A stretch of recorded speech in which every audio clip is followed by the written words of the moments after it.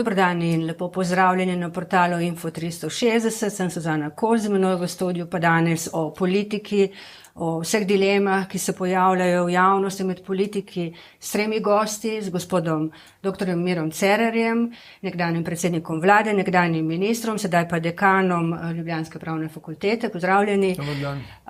Z mano v studiu pa sta tudi dr. Žiga Turk, profesor in nekdanji minister v drugi vladi Janeza Janše, če sem si prav zapomnila. In v prvi. Tudi v prvi, no, nisem si prav zapomnila. Vsekakor ste pravi sogovorni za to, da boste povedali, kako je delovati z gospodom Janšo, ter doktorjem Dejanom Verčičem, profesorjem, partnerjem v družbi Herman & Partnerji in tudi komunikatorjem, ki je svetoval kar nekaj predsednikom vlad in ki trdi, da Robertu Golobu ni svetoval, čeprav so se v javnosti pojavljale tudi te govorice. Bi morda začeli z vprašanjem, pa ga postavljam vsem vam. V enem od debat na Radio Slovenija ste govorili, da smo v razmerah nevladljivosti. Veliko je kritik sedaj na račun nastajajoče koalicije in četrte vlade Janeza Janše. Pa bi vas vprašala, ali obstaja kakšna alternativa temu, kar se zdaj pač obeta? Zaradi tega izraza jaz nisem uporabil nevladljivost. Mislim pa, da se vsi zavedamo, da vlada, ki jo bo očitno oblikoval Janez Janša, bo na nek način manjšinska vlada s podporo ene stranke, ki se ne zna odločiti, čisto bi bila opozicija ali koalicija in bo verjetno večinoma podpirala vlado. In seveda v takih razmerah bo vlada, kot bo očitno oblikovana, imela težko delo. Ne? Še posebej, če upoštevamo, da bo opozicija očitno zelo ostra, ker se na nek način ta nek zaostren odnos med obema poloma v Sloveniji kvečemu še zaostruje in ne blaži, kar bi si seveda morali želeti. Ne pomeni pa to, da vlada ne more normalno delovati. Jaz mislim, da že sprejemi nekaterih zakonov kažejo, da je sposobna oblikovati večino v parlamentu. Vemo, da gospod Janša, ki je očitno verjetni, torej predsednik vlade, še kako determinirano vodi svoje vlade in jaz mislim, da dokler bo imela to parlamentarno podporo, bo delovala. Je pa jasno, da za šibko večino včasih bo problem že veto državnega sveta, če bo do njega prišlo, in seveda opozicija, ki bo verjetno zelo ostra, in to so tiste okviri, ki bodo determinirali, da tako rečem, nasplošno delo vlade. Je pa jasno, da se bomo pogovarjali verjetno še o slogu vladanja in drugih zadevah, zato bi to o tem kasneje. Gospod Turk. Jaz ne bi toliko rekel, da je ta nevladljivost Slovenije posledica te vlade, ki bo res številčno imela razmeroma šibko večino, ampak osnovni problem ni tukaj. Osnovni problem je v tem, da je Sloveniji razmeroma težko vladati z pozicije vlade, ker so vlade v Sloveniji vedno razmeroma šibke. Veliko moči politične, medijske, javnomnenjske in vse druge je nekje drugje. Če so ti centri moči nekje drugje, soglasni za vlado, potem je razmeroma lahko vladati. Zato je gospod Golob razmeroma lahko vladal, ker je celotno to ozadje in vsa ta medijska, NVO-jevska in druga mašinerija mu nekako pomagala, je to šlo. Tukaj bo nekoliko težje, ampak mislim, da ima lahko ta pritisk pravzaprav obraten učinek. Namreč vlada bo morala biti bolj čvrsta, bolj složna, zato da bo lahko kaj naredila in Janez Janša je pa tak predsednik vlade, ki si želi nekaj narediti. Gospod Verčič. No, jaz sem uporabil izraz nevladljivost. In pomembno je razumeti, da ta nevladljivost ni slovenska posebnost. Cela Evropa se pogovarja danes o nevladljivosti. Mislim, da je celo naslovnica Economista imela po zadnjih britanskih lokalnih volitvah to vprašanje. Skratka, spreminjajo se politične strukture v Evropi. Lahko gremo širše tudi v vseh demokracijah. Ustaljeni načini delovanja političnih strank izginevajo. Tu smo v Sloveniji sploh prišli do neke situacije, kjer imamo neke instant stranke, ki so nastajale ob pomembnih osebnostih in nastajale in izginevale. Skratka, nimamo neke normalno delujoče politične strukture. Stranke ne socializirajo politikov več, oziroma samo nekatere še. če pogledamo ta sedanji sklic, imamo pravzaprav samo 3 prave stranke. V njem imamo SDS, imamo NSI in imamo SD. Edine 3 stranke, ki so formirane. In to seveda povzroča celo vrsto problemov. Tudi volivcem. Volivci se ne znajo več odločati na isti način, kot so se včasih. Včasih je bilo enostavno. Bili so jasni interesi, imeli smo mesto vas, kmete, delavce, imeli smo kapital, imeli smo neke strukture, pri katerih se je bilo relativno enostavno odločati. To je izginilo. Vrednote niso več tako čvrste in jasne, kot so nekoč bile. Interesi več niso tako jasni, kot so nekoč bili. In končni rezultat tega je, da smo se znašli v neki performativni politiki. Vse je samo še nek videz, vsi se samo še razpravljajo in nikoli več ne veš, kam boš prišel. Samo da zaključim, način, na katerega smo mi, bom zdaj rekel, malo starejši navajeni misliti, je trda logika. Stvari so takšne ali pa drugačne, so črne ali pa so bele. Ne? Mi smo se pa znašli v nekem svetu mehke logike, ko niso več stvari črne ali bele, ampak so ves diapazon vmes. In tudi, ko danes ocenjujemo, kaj se dogaja, je zelo težko razumeti. Ampak recimo, kar se mene tiče, je resnica in v vladi in zunaj vlade. Skratka, situacija je težko razumljiva, ker ni črno-bela. In teh nečrno-belih situacij je v tem trenutku tako dosti, da vse deluje zelo nestabilno. Ne? Ampak v resnici samo na ravni videza. Če pogledamo pa širše, ne? Kakovost življenja v Sloveniji je visoka, ne? Stopnja brezposelnosti nizka, varnost je visoka. Edini problem, ki ga imamo v resnici, če bi tako rekli, ne? Naloga države je, da uredi varnost, prihodke in spoštovanje. Ljudje se ne čutijo spoštovane. Ali pa vedno vsaj pol družbe se ne čuti spoštovane. Ima problem z nekom drugim. In to zelo komplicira življenje, ki ga imamo. Se strinjate, da je problem v tem, kar jaz bi ponovila, kar ste, gospod Cerar, vi rekli na Radiu Slovenija, prej ste prišli v ta studio in ste govorili o tem, da je v bistvu v politiki sovražnost prišla zelo do izraza. Govorili ste tudi o patološkem in političnem primitivizmu, ki se krepi. Kdo je za to kriv? Ja, najprej bi samo nekaj dodal, k temu, kar je dr. Verčič rekel. Načelno je to seveda res, morda samo to, če govorimo o standardu, drži po objektivnih merilih, te zadeve držijo, pa vendar ne. Jaz mislim, da vsakega državljana, ki ga zanima razvoj Slovenije, politika, skrbijo zadeve, kot se gibljajo v prihodnost. Namreč glede na politiko neke sedanje vlade, katerekoli, se seveda oblikuje naša prihodnost. In tukaj so problemi, ne? Tako javnofinančni, tako bi rekel, na ravni šolstva, izobraževanja, delovanja družbe. In res, če merimo vse po tem materialnem standardu, ne, bi rekel, ta hip res živimo nekako spodobno, pa vendar ne, je tu še veliko drugih mehkih dejavnikov, ki jih ljudje začutijo in potem iz tega izhaja tudi lahko neko večje ali manjše nezadovoljstvo. Kar se tiče, vprašanje bilo ste rekli zdaj.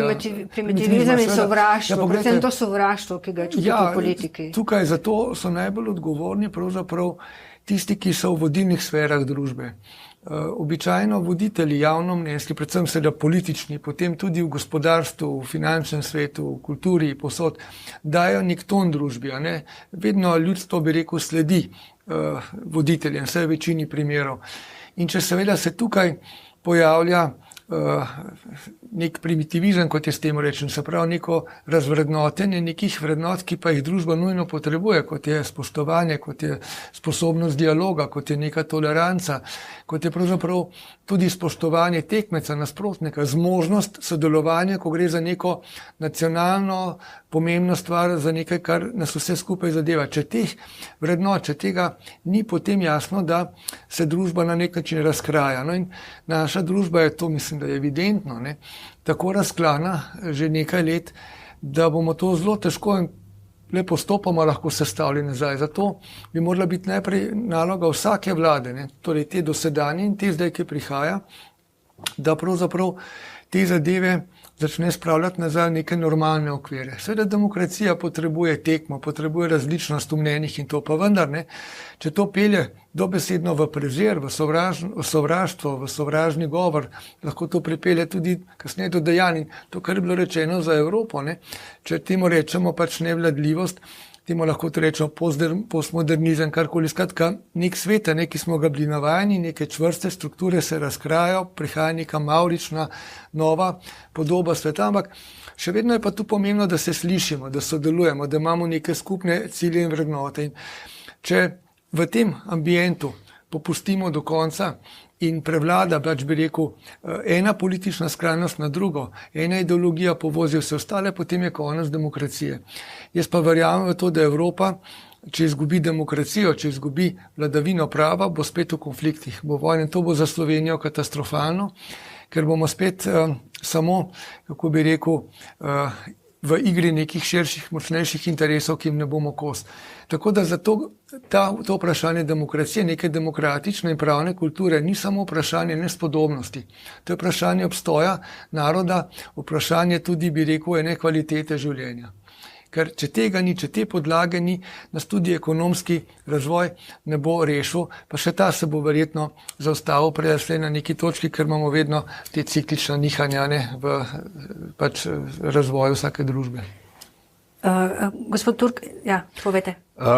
Jaz se čisto ne strinjam s to svetinjo demokracije. Ne. Tisto, kar se nam zdaj le kaže, je, da so pravzaprav neke meje, kaj lahko demokracije pričakujemo, česa od demokracije ne moramo pričakovati in potrebujemo neke rešitve znotraj političnih sistemov, ki bodo privedle do dobrega vladanja tudi ob, kako bi rekel, nekoliko manjšemu spoštovanju vseh demokratičnih uzanc, pa da se razumemo, oziroma se ne zavzemam za nekakršno diktaturo, ampak zato, da skozi posredno demokracijo vendarle dosežemo, da pridejo do odločilnih mest sposobni ljudje.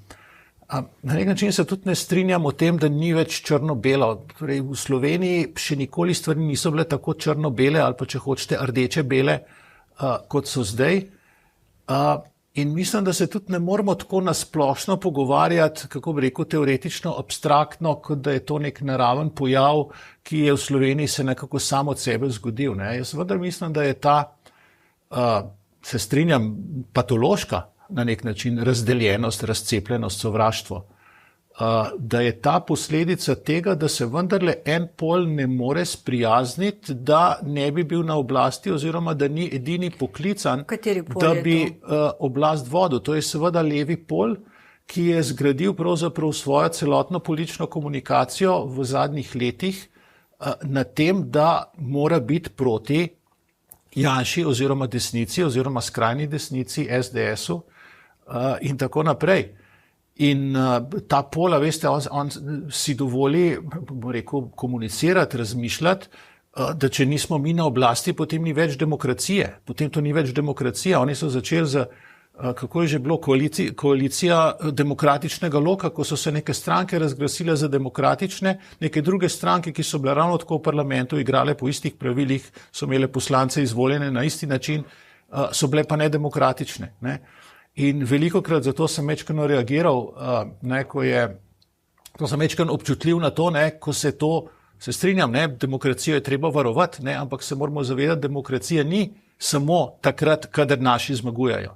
Ena osnovnih, se mi zdi, postulatov demokracije je prav mirno spreminjanje, mirna sprememba oblasti. To je tisto, kar je demokracije ločilo od tega, da v diktaturah je bila vedno nekaj časa precej krvavo, ko se je en diktator zamenjal z drugim ali pa ko je en kralj pobil, kako bi rekel, svoje brate, včasih še celo otroke, zato da si je utrdil oblast. Se mi zdi, v to se je treba zazreti, v to, da bi se levi pol moral sprijazniti, da je tega monopola konec. Bom tukaj prebrala še nekaj, pa vas bom prosila za komentar. Te dni poslušamo kritike recimo iz levice, tudi levice z veliko, se pravi stranke levice. Povedali so oziroma ocenili, da pač dobivamo najbolj desno vlado doslej. Te ste se, tako sem videla na X-u, razveselili. Dodali so pa tudi, da ta vlada ne nastaja zaradi ljudi, ampak zaradi interesov kapitala. Vodja poslanske skupine Svobode Borcajevic pa je napovedal plenjenje po javnem zdravstvu in opozarjal pred dajanjem finančnih privilegijem najbogatejšim. Če to torej drži, pomeni, da gre sedaj desnica v samomor in ne želi biti več izvoljena nikoli. Ne, mislim, veste, to, da se nekdo pritožuje, da je to nekaj najbolj groznega, da bomo dobili desno vlado ali pa najbolj desno vlado, do zdaj samo kaže, da ni sprejel te demokratične igre, v kateri so vlade včasih desne, včasih so pa leve. Ne, tako leve vlade, kot je bila Golobova, tudi še nismo imeli. Ne. Pa kaj, ne? V demokraciji se pač oblast menja in to bi na nek način moral tili na levi sprejeti. To strašenje, veste, kapital in delavstvo proti kapitalu in tako naprej, glede, to ima zadah 19. stoletja. Ne? Delavec v razviti industrijski družbi se zaveda, da če bo prišel kapital in mu bo kupil lopato, mu ne bo treba na roke jarkov kopati. Oziroma, če bo prišel kapital in mu bo kupil dobre stroje, dobro opremo, bo v svojih 8 urah dela na delovnik več naredil, kot če tega kapitala ne bo in bo delal, kako bi rekel, ročno. Ne? In to, da je naša politična komunikacija na tem nivoju, da očitno to deluje ali pa na nekatere še vedno deluje, to mene nekoliko preseneča. Ne? Mi bi morali v Slovenijo narediti za kapital čim bolj prijazno, ker to pomeni, da bi prišel denar v Slovenijo, da bi prišlo znanje menedžmenta in da bi Slovenec, kot rečeno, z boljšimi orodji, dražje stvari delal še vedno 8 ur, ne? Ampak v tistih 8 urah tisti izdelek bi bil vreden več, kot če ga bo delal brez kapitala. Gospod Cerar, se strinjate s tem? Mislim, mogoče bi vseeno tukaj dodali, da nekatere izkušnje iz preteklosti z vladami Janeza Janše kažejo, da nek strah je vendarle upravičen, pa ne mislim zdaj zaradi kapitala. Ne vem, če spomnim recimo na imenovanje evropskih delegiranih tožilcev, pravzaprav nisem razumela, zakaj pravzaprav se s tem ukvarjamo in smo spet pred isto zgodbo, ker je potekel mandat in sta spet ta dva kandidata. Ja. Tudi jaz se v preteklosti in verjetno tudi ta hip z določenimi politikami gospoda Janša, ne bi rekel tako metodološko kot vsebinsko ne strinjam. Ne. Z nekaterimi se strinjam, vidim pravo usmeritev.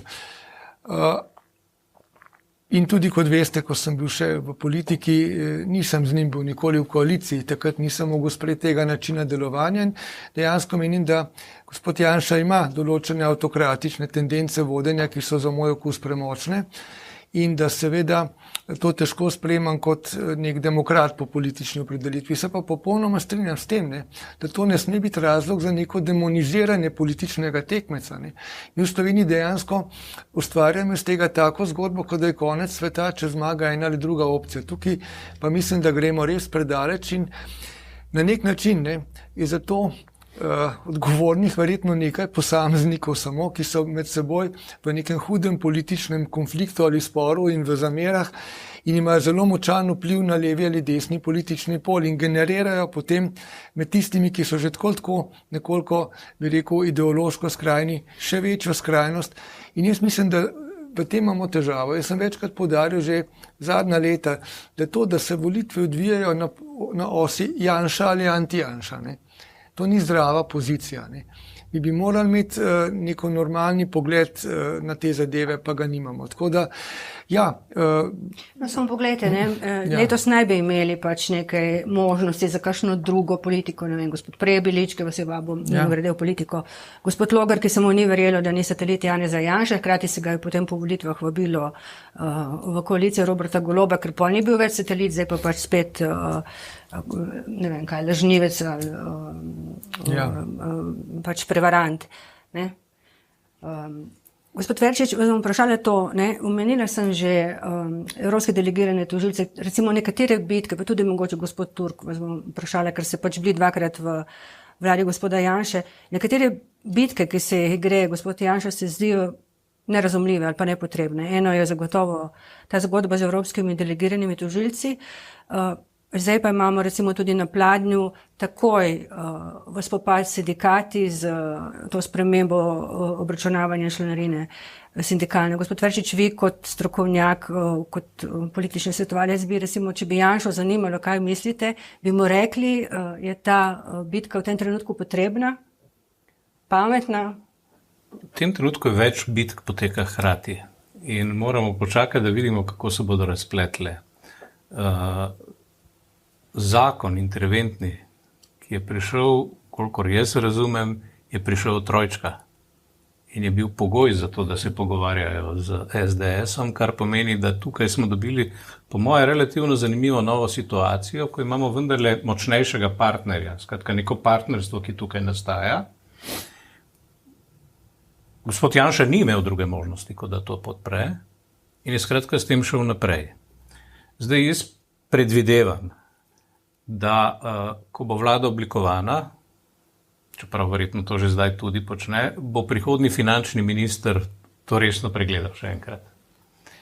In bo ocenil, kaj in kako je v resnici mogoče izvesti. Zdaj pa tu smo pa dobili spet ta performativni del slovenske politike. Jaz mislim, da v tem trenutku sindikati spet po mehki logiki počnejo dve zadevi hkrati. Seveda oni so se postavili na noge, branijo svoje pozicije, kjer menijo, da jih je potrebno obraniti.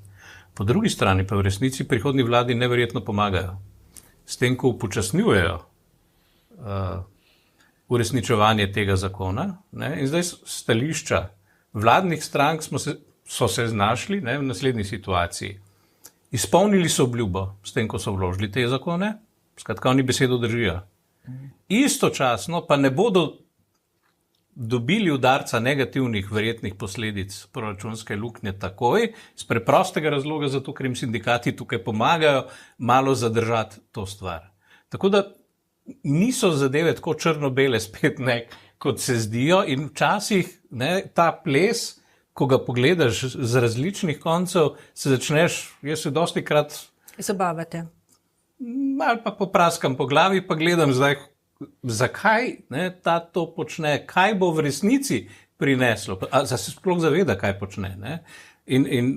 Sindikati verjetno ne v tej svoji želji po oponiranju. Ne? Ja, jaz sem mislim, da sindikati tega ne delajo iz želje pomagati. Ne, se o tem govorim. Tako da, zato govorimo o mehki logiki. Oni mislijo, da so črni, ne, in ta vlada je bela ali kakorkoli. Ne.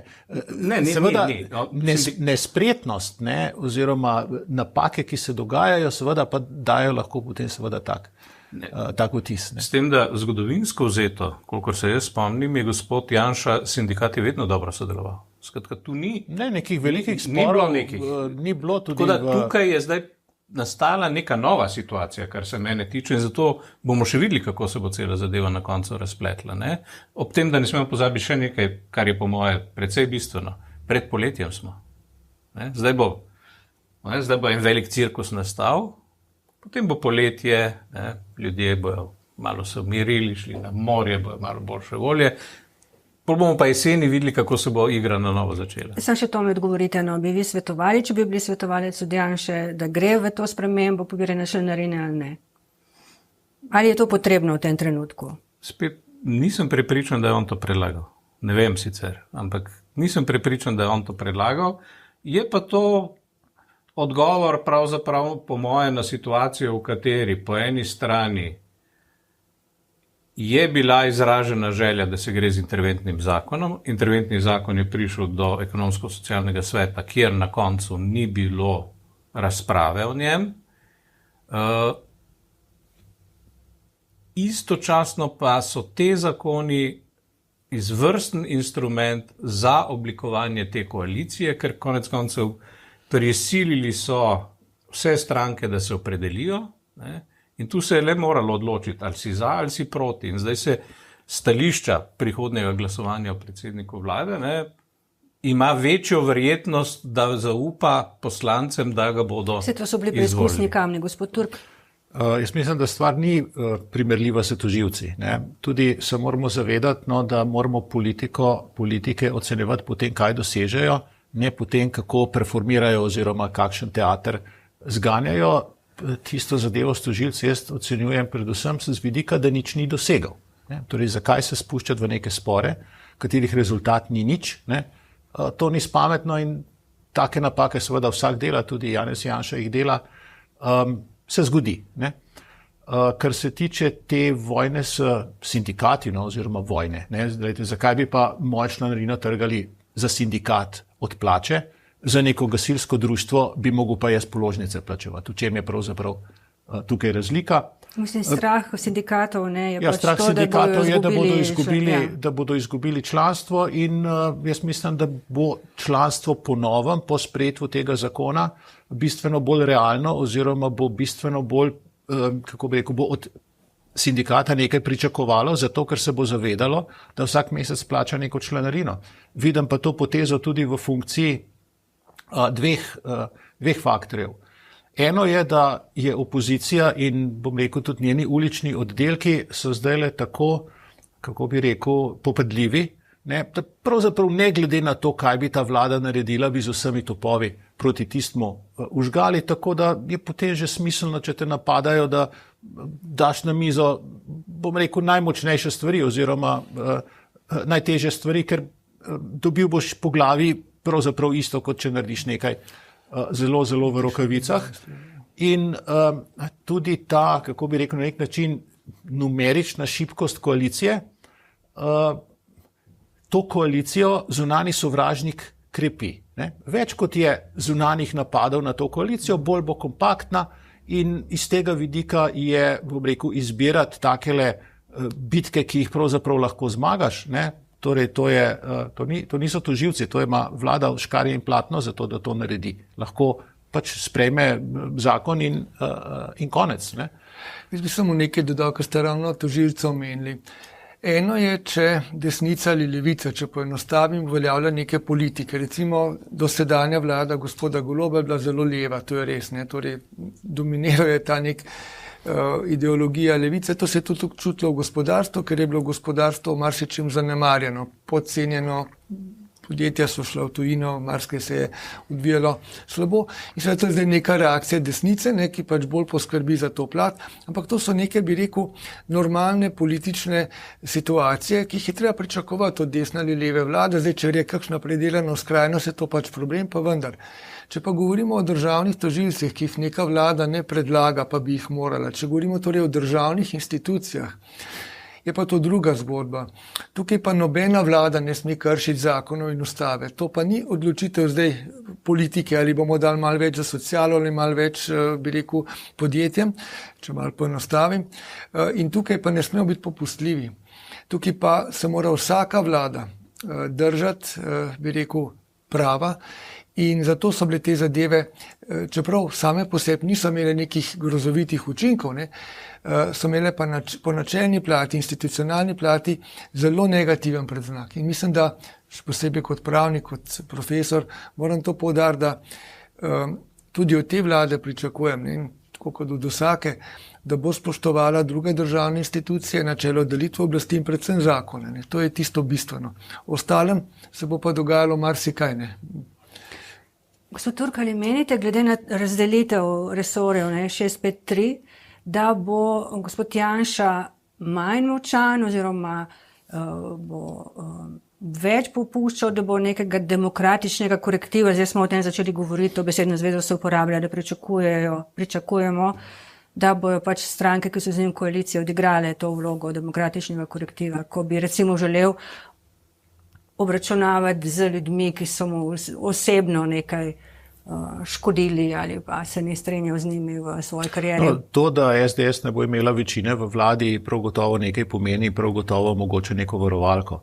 Ampak med vrsticami v vašem vprašanju je, da je pravzaprav SDS edina stranka, ki bi v tej vladi rada nekaj naredila, ne, ostale jo bodo pa poskušale glede tega disciplinirati. Nisem tega mislila. No, vem, da ne, morda bi kakšen gledalec lahko tako zastopil ali pa se nekako v javnosti tudi sem slišal glasove v to smer, skratka, da bosta Nova Slovenija in demokrati, da bodo nekako blažili ukrepe SDS-a. Ampak če pogledamo programe, ne, predvsem v smislu podjetništva, pravne države, zdravstva in tako naprej, tukaj nekih zelo velikih razhajanj ni, ne, tukaj nekih velikih razlik v radikalnosti ni. Ima morda, ne vem, Nova Slovenija glede zdravstva bolj radikalen program, kot ga ima SDS, ga ima glede korupcije, recimo Demokrati bolj radikalen program, kot ga ima SDS. Tako da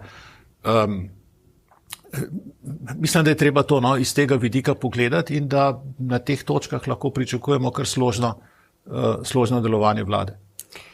Mogoče rekli še kakšno o korupciji. Ne? V koalicijski pogodbi je ena od prioritet tudi boj proti korupciji. Gospod Logar je uspel pač s to svojo idejo ustanovitve skoka. Pa me gospod Cerar zanima, gospod Luka Goršek je upozoril, podpredsednik socialnih demokratov, da zdaj ne bi se specializirano državno tožilstvo spremenilo v pač ta posebni organ za pregon korupcije in organiziranega kriminala. Ne vem, kakšen bo njihov status, ker še ni jasno, kakšen bo zakon, bojo bolje plačani, kako jim bo zagotavljena neodvisnost. Ampak gospod Goršek pravi, najbolj pomembno pri tem je, da se mora spremeniti način imenovanja najvišjih funkcij preiskovalnih institucij. Se pravi, da ne bojo odvisni od vsakokratne vlade. Se strinjate s tem? Verjetno je to ena najpomembnejših stvari, torej kako zagotoviti neodvisnost institucij, ki naj bi pravzaprav bedela tudi nad vlado, nad ministrstvi, nad, bi rekel, javnimi funkcionarji in uslužbenci, kako torej zagotoviti to, da bodo delovali res zakonito, neodvisno, avtonomno, strokovno, seveda. In to se začne seveda pri imenovanjih, nadaljuje se pri vprašanjih nadzora in pa neformalnih vplivih. To je zelo kompleksna situacija, jaz te zadeve še nisem uspel preučiti. To je ena velika sprememba glede na dosedanji sistem in ne znam se še izreči o tem, ali je boljša ali slabša, ker se pravi, moram videti, kaj vse to je vsebovano notri. Bi pa rekel tako, na koncu bistveno to, kar sem prej povedal. Ali bomo imeli državne institucije, ki služijo ustavi, ali bomo imeli državne institucije, ki so podrejene strankam. Za mene je prvo edino prava pot, to drugo se pa žal dogaja v preveliki meri že zdaj in vidimo, da tudi v zadnjih letih je prihajalo do številnih situacij, ko so bile državne institucije med seboj v nekem nespodobnem sporu, ko so se celo žalile, ko je bilo nek odnos, ki ni dajal enega. Zdaj govorite recimo o vladi napram protikorupcijski komisiji. Naprimer, to je tak tipičen primer, ko pravzaprav spet neki voditelji, politični dajo slab zgled. Jaz sem vedno pristaš tega, da v veliki meri zgled pripomore k politični in pravni kulturi in tudi k temu, da spoštujemo pravila, za katera smo se dogovorili z ustavo. Tako da če bodo te institucije, govorimo od policije, do sodišč, do tožilstva, do pravosodnih institucij nasploh, dokončno, bi rekel, utonile v tej neki politični zgodbi, v tem nekem političnem prerivanju, potem bo konec pravne države. Potem bo to samo še forma, zadaj bo pa politika kreirala in to z neko močjo vse ostalo in tega ne smemo dopustiti. In zato je prav, da kljub temu, da včasih že malo obupavamo komentatorji in tisti, ki pač to gledamo sa strani, da se o tem še vedno na glas pogovarjamo, da zahtevamo od nosilcev oblasti, da spoštujejo ustavo, zakone in da se obnašajo pač tudi v skladu z etičnimi pravili, ki so jih sami sprejeli, tako v parlamentu, v javni upravi, v vladi in drugod. To je edino, kar ostane, torej nek nadzor, pritisk in upanje, da se nas bo počasi polotila malo višja politična kultura. Vi ste prišli na oblast tudi na valovih obljub boja proti korupciji, tako to je ena taka obljube, ki se ponavljajo. A smem nekaj reči? No, pa dajte. Nisem tega obljubljal. Jaz nisem zavestno niti enkrat v kampanji uporabil besedo etika. To so meni mediji enostavno pripisali, ker so pač menili in po mojem tudi ni bilo to nič narobe, da pač iz tega mojega dotedanjega delovanja bom zagovarjal etične in to vrednote. Ampak nikoli nisem teh zadev javno izpostavljal, ker se mi ni zdelo niti potrebno, ker sem razumel, da me tako percipirajo. Ampak to je potem postalo orodje mojih kritikov, da so želeli, stalno so me želeli potakniti, da sem v kakšni zadevi neetičen ali pa da je naša stranka, torej bila neetična karkoli, seveda to praviloma ni bilo na ničemer utemeljeno, ampak to je bilo neko orodje, kajti iz tega so se pa razvila dvojna merila. V Sloveniji imamo ta dvojna merila. Ne? Od nekoga se pričakuje, se ta je že takšen lump in tako naprej, kaj smo zdaj od njega, bo pač malo vzel tle pa tam, tako je. Nekdo drug, recimo moj pretap pa mora, pa zdaj prezentirati popolnoma drug nivo. In zato so mene, kot sem vam povedal prej v odmoru, spraševali, ali sem plačal za tale kozarc vode sam, ali je vlada plačala, ali kdorkoli, kar je popolnoma nesmiselno, v nekem kontekstu neke resne politike, ampak jaz sem bil stalno deležen teh, kako bi rekel, preizkusov na najbolj minorni ravni, pa do največje ravni, ali sem dovolj etičen in podobno. Medtem ko drugi ko nekdo drug nekaj storijo, so ni takšen, to se predpostavlja. In to se mi zdi, da v Sloveniji ta dvojna merila zelo obstajajo, tudi v tem dvoboju levo-desno zelo obstajajo, kot je bilo rečeno. Tako da mislim, da tudi o tem bi bilo treba malo več govoriti, pa se zamisliti na tem. Zdaj, jaz se ne bom strinjala s tem, da se samo vas spraševalo za račune, ker recimo gospoda Roberta Goloba smo nekajkrat vprašali za določene račune, nismo pa dobili odgovorov, seveda pa niso vsi mediji enako spraševali, ker pač je imel precejšen vpliv na medije prek raznih vzvodov, finančnih predvsem. Se strinjam in je prav, da se tudi sprašuje za račune tako naprej, samo čutiš to razliko. Pri nekomu se že predpostavlja, da bo na nek način ravnal tako, pri drugemu se pa seveda terja neka višja stopna. Ampak v redu, mislim, da gledalci bodo sami presodili. Morda ste šli v politiko preveč naivni. Bom povedala še, brala sem en intervju, ki sva ga midva delala pred 10 leti, ko ste bili predsednik vlade. In ste v tistem intervjuju ste kritizirali SD, da krši koalicijsko pogodbo, pač ne vem, čemu že so nasprotovali, pa je vprašanje, ali mora biti potem premier takšen, da vlada s trdo roko. In druga stvar, ki jo še dajem tudi vama v razmislek in odgovor, pred 10 leti sem vas spraševala, oziroma sem vam rekla, da se zdi, kot da ene določene stvari gredo mimo vas, da o veliko stvareh odločajo določena interesna omrežja, ne bom zdaj omenjala imen, pač strici za zadnje in tako naprej. V studiu smo imeli prejšnji teden tukaj gospoda Zorana Stevanovića in je govoril isto o ugrabljeni državi, skratka nič se ni spremenilo. Zdaj najprej glede vodenja vlade ali česarkoli. Vsak ima svoj slog. Vi morate vedeti, da v določenih primerih se pač dvigne roka in večina prevlada. Zdaj ti govoriš tako drugače, v določenih primerih imaš kot premier neko možnost sprejemanja odločitev. V Sloveniji neka rekel, pogost način razmišljanja ta, da mora biti voditelj tak, da udari po mizi, to pogosto slišam, ne upa se udariti po mizi, ali pa mora biti takšen, da udari po mizi. Veste, če si na oblasti, ni te neč udarjati po mizi, ti samo poveš in se zgodi, ker imaš to moč. In zato nisem v nikoli problemov s tem, da ne bi mogel z neko odločitvijo pač prijeti naprej. Za mene je pomembno to, kako do odločitve prideš.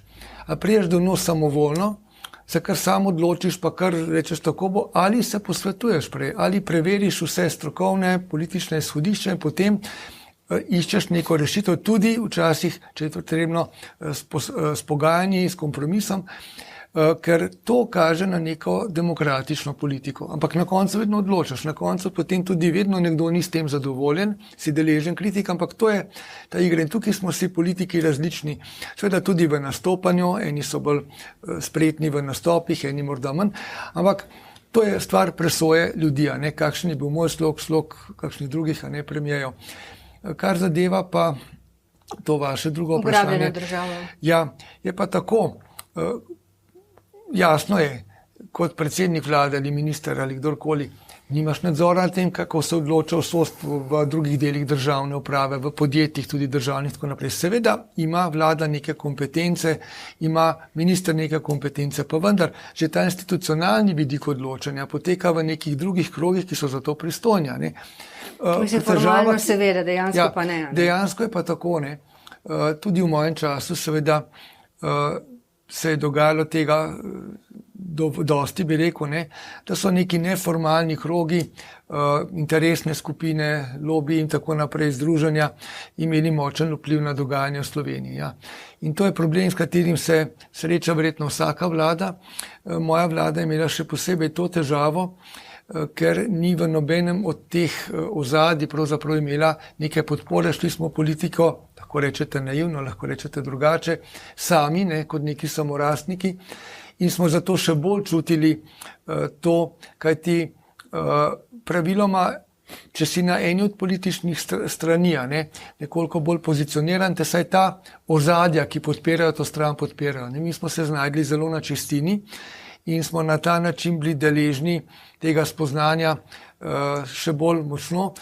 In seveda potem moraš se odločiti, kje boš si postavil prioritete, ne? Kje boš se z nekaterimi takšnimi ozadji spopadel, skušal, bi rekel, preseči neke negativne prakse, nekje jim niti nisi kos, to je jasno. In to so te izzivi za vsakega pravzaprav politika na visoki ravni, tudi v Sloveniji seveda. Trda roka in ugrabljena država? Reči, meni na nek način zelo všeč, ko je gospod Cerar zdaj rekel, ne, da so bili samorastniki in samostojni in tako naprej, ker je to na nek način naivno, naivni ljudje pa ponovadi niso slabi. Ne. Recimo, ne, tudi gospod Prebilič, ne, je šel na tak način v politiko, ne, zdaj na teh volitvah, ampak ga ozadja niso spoznala kot nekoga, v katerega bi bilo možno oziroma v katerega bi bilo pametno investirati, ne glede na to, da bi bila kakršnakoli obljuba, ne glede na to, da bi bil kdorkoli od kogarkoli, bom rekel, v pesti, v rokah, ne. Ampak ozadje ugotovi, rekel, v koga bi vložili, na koga bi stavili, na koga ne bi stavili, in en del ozadij je na vas stavil, pa ne glede na to, a ste si vi to želeli ali ne. Ta uspeh je prišel tudi povezan s tem, podobno je bilo pri gospodu Golobu, podobno je bilo pri mnogih novih obrazih. Bi se pa mečkrat vrnil na korupcijo, ki je seveda tudi povezana s to trdo roko in tako naprej. Na vsaki točki, ne, ko slišim, da je rešitev, bi pa rabili boljše ljudi, ali bolj izobražene, ali bolj osveščene, ali bolj poštene, ki bi jih nekako skadrovali v te inštitucije, se bojim spet, da je to upanje razmeroma prazno, ne. Da je treba celotne sisteme, vse sisteme postaviti tako, da bodo tudi z neidealnimi ljudmi kolikor toliko funkcionirali. To vizavi korupcije pomeni, da je nekak skušnjav priložnosti, denarja, ki se ga da koruptivno obračati, da ga je manj. Ne? Tudi se mi zdi, da je lažno to upanje, da z neodvisnostjo teh inštitucij bomo pa ne vem kaj naredili. Jaz ne bi imel čisto nič proti, ne zdajle Janševa vlada skadruje celoten ta represivni aparat, ne, in bodo počistili z vso korupcijo na desnici, ne to naredijo učinkovito in potem se bo na levici bodo počistili z vso korupcijo, ne. Potem se bo vlada obrnila, bo leva vlada, bo spet nastavila svoje ljudi v te inštitucije in bo počistila učinkovito in na hitro z vso korupcijo na levi. In potem, ko se to dvakrat, trikrat zgodi, se vsi ljudje naučijo, čakajte malo, se mi pa ne bomo večni, nekdo bo prišel pa bo z nami počistil. In se polagoma ta stvar, kako bi rekel, izčisti. Ne? Če pa v neki državi ni navajenosti na to, da pride neka druga oblast lahko, ne? Potem se pa seveda stvari, kako bi rekel, na nek način usmrdijo, kot se je zgodilo, ne vem, to na Orbanovi Madžarski, pa še kje, pa kot je tudi pri nas pravzaprav navada, da se en določen del teh omrežij ničesar ne boji, nikogar ne boji. Ker se zaveda, da nikoli ne bo ona druga opcija dovolj dolgo na oblasti, da mu bo lahko nekaj naredila, če pa bo na oblasti, se bo pa pojavil nekdo, ki bo rekel, vse te inštitucije morajo biti neutralne, neodvisne, nič ne sme nobena oblast z njimi početi. Jaz bi bil za to, da ima vlada škarje in platno, ne, in da jo poskušamo omejiti samo na točki, ko bi to škarje in platno začelo uporabljati za to, da nikoli nihče drug ne bi prišel na oblast kot oni. Gospod Verčič. Težava tega modela bi bila, da bi zmanjkalo ljudi v Sloveniji. Slovenija je tako majhna, da si enostavno, tudi če bi imeli dovolj, če bi ta ideja funkcionirala, mi kako bi izgledalo menjavanje nekaj 100 sodnikov ali pa 1000, ne? Kako bi izgledalo? Se ni treba jih 100 ali pa 1000 zamenjati. Ne? Vi zamenjate vrh NPU-ja, vrh policije. To se dogaja pravzaprav že ves čas in problem je v tem. Dajmo biti iskreni. Obstaja splošen občutek v družbi, da je problem korupcije v Sloveniji zelo resen. Da ne. Ja. Strinjamo. Ja, pa ni nujno pravilen, po moje. Dobro, ampak obstaja. Obstaja. Odgovorna vlada mora nekaj narediti, Res. če je pametna. Ne? Se pravi, nadaljevati, ne da bi karkoli spremenil in pričakovati, da se bo samo po sebi uredilo, je neresno. Z tega stališča se meni zdi vsak poskus, ki uvaja možnost reševanja te družbene težave ali pa občutka, da bodo ljudje, tudi ta psihološki občutek je pomemben, ljudje morajo imeti občutek, da se ne krade vse poprek. Ja. Ker zdaj nek občutek, da se vsi kradejo. Ne? Vse ni tu, ko nekdo reče, nekdo je odnesel x milijard. Ne? Vse ni nihče odnesel. Po celem sistemu to tako, nekako izgineva. Ne? Predstavljate si... Pravite, da je potrebna neka performativna akcija, da bi ljudje imeli občutek, da se nekaj dogaja. Da je potrebna resna akcija, ker konec koncev vse raziskave to kažejo, tudi če so, rekel, samo na podlagi mnenja, recimo gospodarstvenikov in tako naprej, da je to resen problem. Mislim, da je ta problem potrebna se z njim resno soočiti. Če bo stranski učinek tudi performativen v tem smislu, da bo tiste ljudi, ki ne menijo, da je to resen problem, pomirilo, dobro, ampak absolutno je nekaj potrebno narediti. In mislim, da sta oba, in gospod Logar, in na drugi strani gospod Prebilič, šla iskreno s to idejo, ker če lepo pogledamo, en je šel malo bolj sredinsko levo, drugi pa sredinsko desno, z osnovno idejo, da je korupcija morda največji problem te družbe. In ona dva sta upala, da bodo ljudje to prepoznali in zaradi tega sta tudi verjela oba, da bosta bistveno več dosegla, kot sta dosegla. Na koncu sta končala tako, kot sta končala, ampak dejstvo je, da ta problem korupcije ostaja. No, ona dva sta hotela biti sredinska in povezovalna, ne? In potem je pač volilni rezultat pokazal, da pač je tako, kot je, razdeljeni na leve in desne.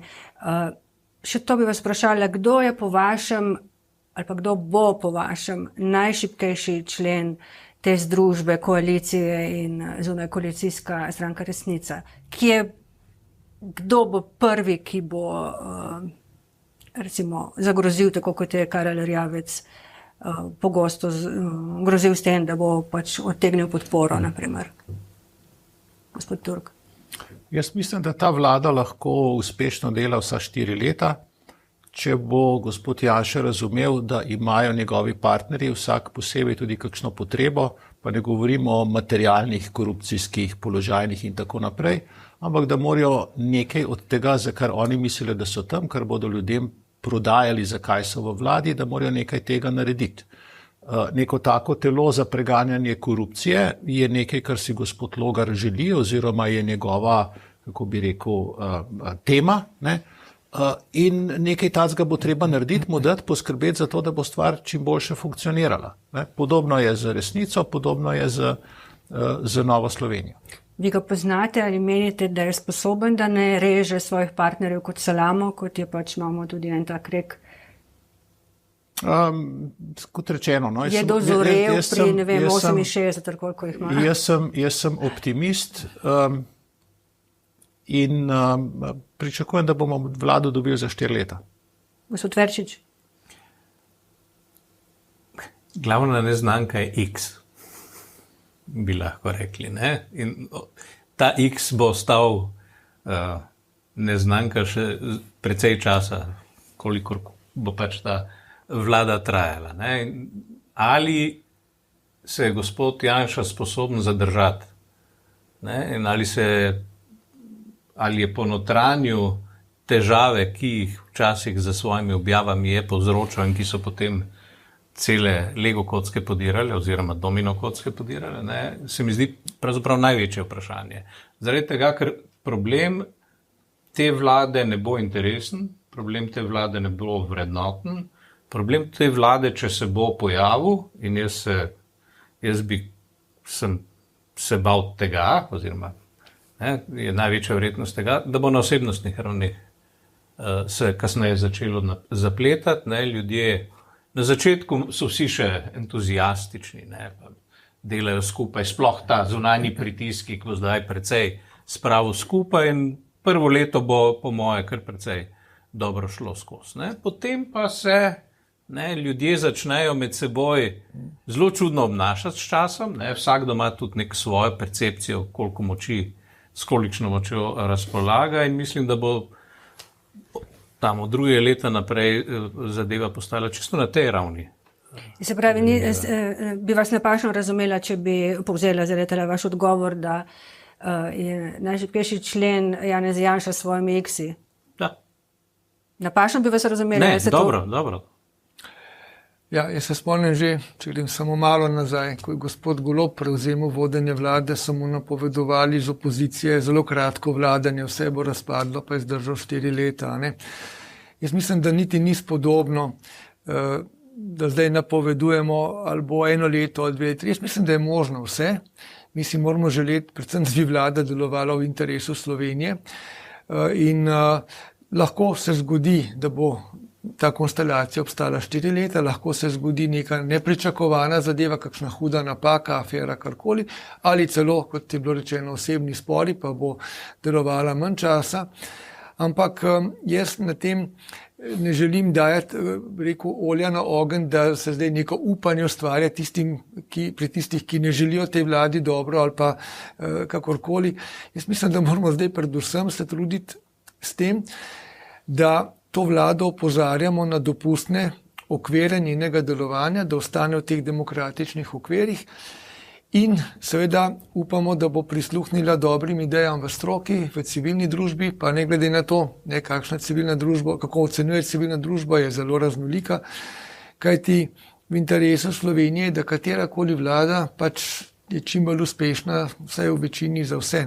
Tako bom rekel, moramo počakati. Jaz mislim, da je zdaj res ne bi želel napovedovati bolj natančno usode te vlade, ker lete še nimamo niti pa že govorimo o tem. Mislim, da je to malo kar nočete, da bi potem te klipe, ko se bo kaj zgodilo, rekli, gospod Cerar, ni imel prav. Ne gre za to, ampak ja.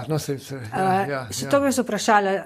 Gospod Stevanović in njegovi govorijo o milijonskih podkupninah, ki naj bi se ponujale 3 poslancem resnice. Se vam zdi to mogoče? Ker ko je bilo meni to rečeno, pa sem se čudila, mi je nekdo rekel, pa ne bom zdaj govorila o imenih, da ne bom dobila kakšne tožbe, ampak rekel mi je, da sem naivna, da so razne pomoči nekaj normalnega v teh procesih, ki se zdaj dogajajo in da so se recimo pred leti za glas poslanca ponujala stanovanja. Se vam zdi normalno to? Jaz pač tega nisem slišala. Jaz sem slišal že marsikaj, ampak iz vlastne izkušnje teh stvari ne poznam. Slišal sem pa ogromno stvari in rekel bi tako, to je zdaj že eden od teh preizkusnih kamnov naših institucij. Po takih izjavah odgovornih ljudi, celo predsednika Državnega zbora, je treba to definitivno raziskati, se prijeti na jasno. Tako kot to afero ali vprašanjem, ali je prišlo do vpliva na volitve. Ja, v redu. Hočem reči, živimo v času, ko neresnica ali pa laž dobiva, prosto pot na vseh področjih življenja. Z umetno inteligenco se to kreira bistveno hitreje.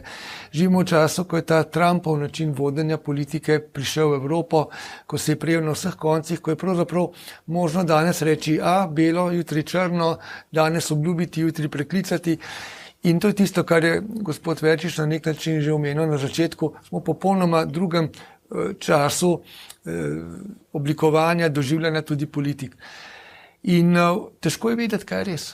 To je resen problem. Zato nam ne preostane drugega, kot da računamo na pristojne institucije, da bodo nam te podale odgovore. In tukaj smo v Sloveniji, bi rekel, v hudi neuslišanosti. Od KPK do tožilstva do policije čakamo leto, 2, nič se ne zgodi, vlagajo se neke ovadbe, celo policija jih vlaga, ki je resna institucija. Pa na koncu vse propade, po 10-20 ovadb na sodišču zavrnjenih in tako dalje. Potem, ko pride do obtožnice, hočem reči, ne gre samo za vprašanje politike tukaj. Ljudje so upravičeno na nek način razočarani tudi nad tem, da pravzaprav institucije, ki bi morale dati neke jasne odgovore, jih ne dajo. Televizija, ne, Tarča, katera kolodaja, pokaže neke posnetke, neke afere in potem nič. Ne. Potem, kot da se ni zgodilo nič, čeprav se institucije to preiskujejo, ne, mine leto, dve, vsi že pozabimo in tako gre svet naprej. In to je nekaj, kar je slabo, kar ubija nekega demokratičnega duha, povzroča neko apatijo med ljudmi. Jaz upam, no, da se bo ta zadeva začela enkrat v prihodnje, upam, da čim prej spreminjati. Še vidva verjameta v milijonske podkupnine? Meni se ne zdi neverjetno, ne? Ob vseh teh zneskih, ki smo jih slišali tudi v Black Cube prisluhih, kako rekel, ta denar mora nekam iti. Ne? Ta denar nekam pride, jaz si lahko predstavljam, da so poskušali. Gospod Verčič. Na vse, zdaj pa pridemo nazaj k prejšnji rundi pogovora, ne? Ali je korupcija resen problem ali ne. Zdaj pa sodite, da je. Se pravi, to so težke obtožbe zelo visokega položaja v tej državi. Ne? Se pravi, nekdo, ki izjavi, ne? Poslance se je poskušalo podkupovati z milijonskimi zneski, ali zelo neodgovorno govori, ne? In imamo poseben problem tega, da se ustvarja neke vrste moralna panika tam, kjer je ni. Če pa je res, potem bi pa moral pravzaprav vrh parlamenta v tem trenutku narediti vse, da se te zadeve razčisti in da se pride na čisto. Ker sicer gre točno za nesmiselno vznemirjanje ljudi. Ne? Kričati, držite tatu, istočasno pa ne iti za njim ga prijeti za res. No, povem, da so te trije poslanci tudi podpisali izjavo. Ne? Bi pa rekla, da obstaja tudi kakšna možnost, da je kdo tega posrednika posnel. Tako se mi je zdelo iz tistega, kar so mi govorili. Upajmo, da se razčisti, ne? Da ne bomo imeli spet te situacije. Še gospod Cerar, za vas vprašanje, omenja se možnost, da bi nevladniki na Ustavnem sodišču zahtevali razveljavitev volitev zaradi tega izraelskega vpletanja v predvolilni čas v Sloveniji. Je mogoče, Če sem omenjal to možnost, sem jo samo posredno v nekem intervju, ne spomnim se, da bi omenjal, ampak ne glede na to. Nevladniki zdaj omenjajo. Oni omenjajo. Veste, jaz mislim, da je ta vlak odpeljal, ne verjamem, torej pravno je seveda možno vlagati neke postopke, ampak jaz mislim, da te volitve z pravnega vidika niso do te mere bile problematične, da bi lahko katerikoli element, ki je bil sporen v njih, ne privedel do razglasitve neveljavnosti volitev. Torej tukaj sem zelo skeptičen, glede na to, kaj jaz vem. Če bi se pa v nekem procesu dokazalo, da je nečesa ne vem, da je pa prišlo do nekega silnega vpliva, silne goljufije ali to, potem je pa tudi ta možnost teoretično na mizi, namreč Ustavno sodišče mora presojati po ustavnih določbah, ali je prišlo tudi na volitvah do kršitve načela demokratičnosti, volilne pravice in tako, torej uveljavljene volilne pravice in tako naprej. Tako da čisto teoretično bi lahko nekdo sprožil takšen spor pred Ustavnim sodiščem in celo Ustavno sodišče v nekem kontekstu bi v njemu lahko odločalo, ampak to bi morale biti neke silne, hude posledice nepravilnosti, ki bi potem bistveno spremenile potek volitev. Tako da tu se bom ustavil. Jaz ocenjujem, da do tega, da bi prišel do spremembe izida ali razveljavitve volitev verjetno ne bo prišlo. Dopuščam pa vedno neko odprto možnost, da česa ne vem. Bom na tej točki končala in za konec prebrala še misel kolegice Petre Sovdat v Financah, ki bi jo podpisala tudi sama. Če bo tudi ta mandat le še ena sezona kulturnega boja, kadrovskih obračunov, ideoloških mobilizacij in večnega dokazovanja, kdo je večji sovražnik države, potem ne bo pomembno, kdo je na oblasti. Spet bomo izgubili vsi, to pravite tudi gospod Cerar vi, da v bistvu izgublja Slovenija oziroma izgubljamo državljani. Slovenija namreč ne potrebuje še ene politične vojne. Hvala vam za to, da ste se odzvali mojemu vabilu, vam pa hvala za pozornost, če ste bili z nami, vidimo se čez teden dni.